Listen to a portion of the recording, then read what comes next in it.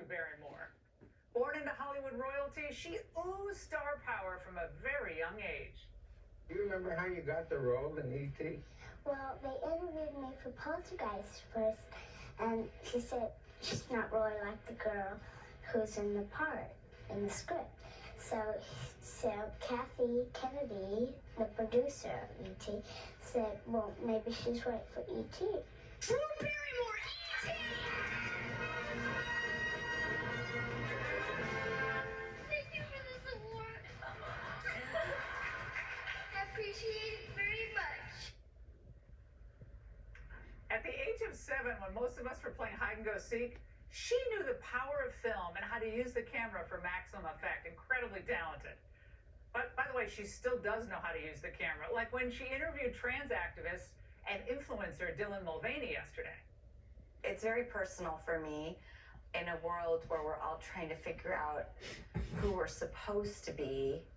The risk, yes, bravery. Oh my gosh, I had no idea how vulnerable I was even willing to get. I think coming outs can be so intense, and I kind of wanted to add some humor. It's my lifeline.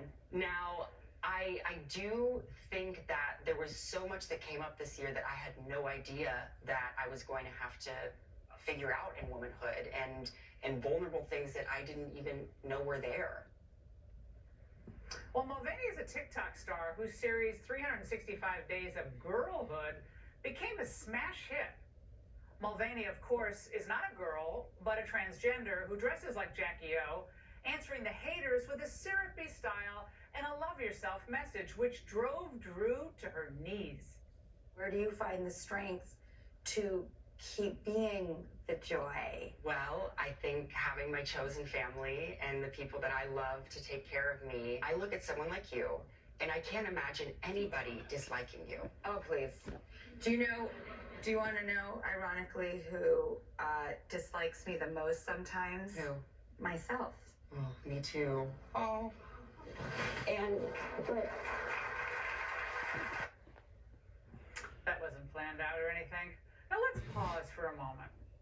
What does it mean to young women, the scene you just saw play out, that one of the most well-connected and successful women in Hollywood gets on her knees to pay homage to a biological man who makes money advising women on how to be women, how to cope as women? How is this female empowerment? Oh, and note the devious message from Mulvaney about her chosen family. The implicit message here, your actual family probably won't celebrate your gender transition, so to heck with them. Now, how insulting ultimately to women whose real world concerns are much more pragmatic, like paying the mortgage, making sure their kids are safe, that they're learning. And as far as uniquely female challenges, from menopause to childbirth to breastfeeding, Mulvaney isn't the place to look for answers here. Now, Democrats like to claim that they have a monopoly on protecting women and girls.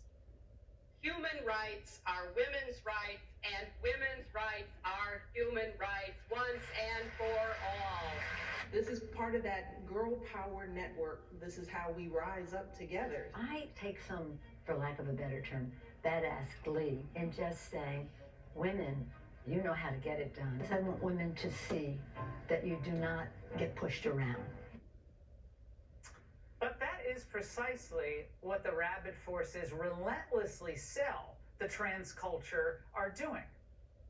I was forced to compete against 2 biological males all throughout high school. I raced against these athletes over a dozen times, and every single time I lost. This is just not okay, and it's not fair, and we're dealing with something that's completely out of our control when we're racing, biological males. The fact that that's still happening, that women are still losing to biological males in their own sport, shows why we need more female athletes to speak up about this.